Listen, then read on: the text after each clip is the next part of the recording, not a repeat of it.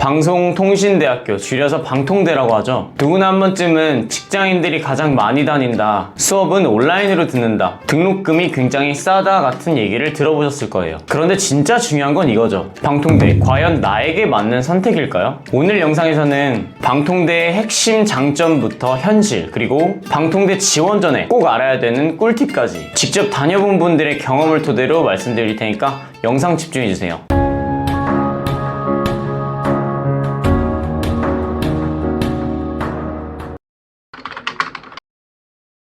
첫 번째 장점으로는 물론 등록금이 정말 말도 안 되게 쌉니다. 방통대의 평균적인 한 학기 등록금은 30만원대로 알려져 있는데요. 여기에 국가 장학금까지 받게 된다면 실질적으로 드는 비용은 거의 교재비 수준이에요. 비싼 학원비보다 훨씬 싸고 정식 4년제 학위를 받을 수 있다는 점이 가장 큰 장점입니다. 두 번째는 방통대는 대부분 수업이 녹화 강의로 진행됩니다. 퇴근 후에 주말, 새벽 내가 원하는 시간에 자유롭게 강의를 들을 수 있습니다. 특히 시험도 3주간 주말을 포함해서 운영되기 때문에 내가 직접 날짜를 선택해서 시험을 볼 수가 있어요. 직장 다니면서 공부하고 싶은 분들에게 최적의 조건입니다. 많은 분들이 저한테 방통대 문의를 주시면서 나이에 대한 고민을 많이 하세요. 하지만 방통대는 20대부터 60대까지, 심지어 70대까지 다양한 연령대의 학생들이 있습니다. 가끔 나갈 수도 있는 오프라인 과정에서 또래분들과 공감대를 형성할 수 있기 때문에 적응하기도 훨씬 수월할 거라 생각해요. 그리고 온라인 학점은행제 과정보다는 학과 과정이 어려운 편이기 때문에 학벌로서 인정이 된다는 점도 추가적인 장점이 되겠네요.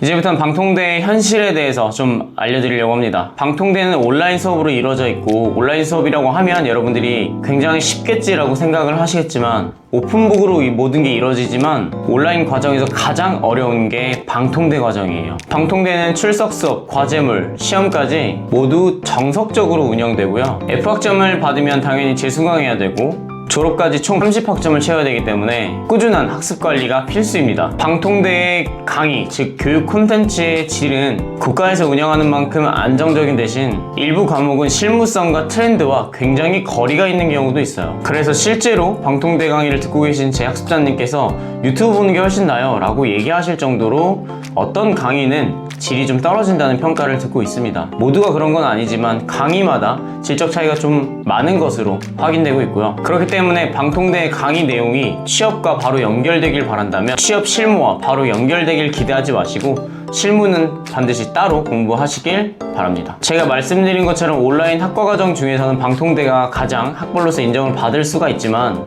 아직도 일부 기업에서는 학점은행제나 사이버대학 그리고 방통대를 학벌로서 인정하지 않는 곳도 많습니다. 그래서 제가 학점은행제를 추천드릴 때도 학점은행제를 브릿지 역할로 삼으셔야 하지 최종적인 학벌로서 쓰지는 마시라고 말씀을 드립니다. 그래서 학벌 상승이 목표이신 분들은 방통대를 졸업한 것이 다소 제한점이 될 수도 있다는 점 꼭 기억하세요. 하지만 직무전환이나 자격증 취득, 이직 등을 위한 경력이나 전공 공백 대체로는 충분히 가치가 있는 선택입니다.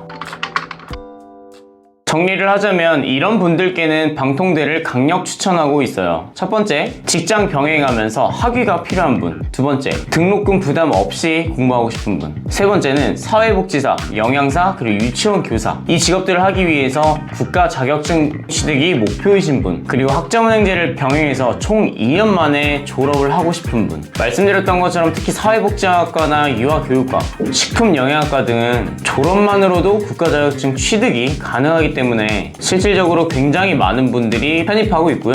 방통대를 1학년부터 시작하시면 온라인 과정 중에는 학점이수 난이도가 높아서 부담이 되실 수도 있기 때문에 온라인 학점은행제와 병행하면 최대 8개월 정도의 준비로 방통대 3학년으로 편입이 가능하니까 학점은행제를 잘 활용해서 방통대에 편입하시는 걸 추천드립니다.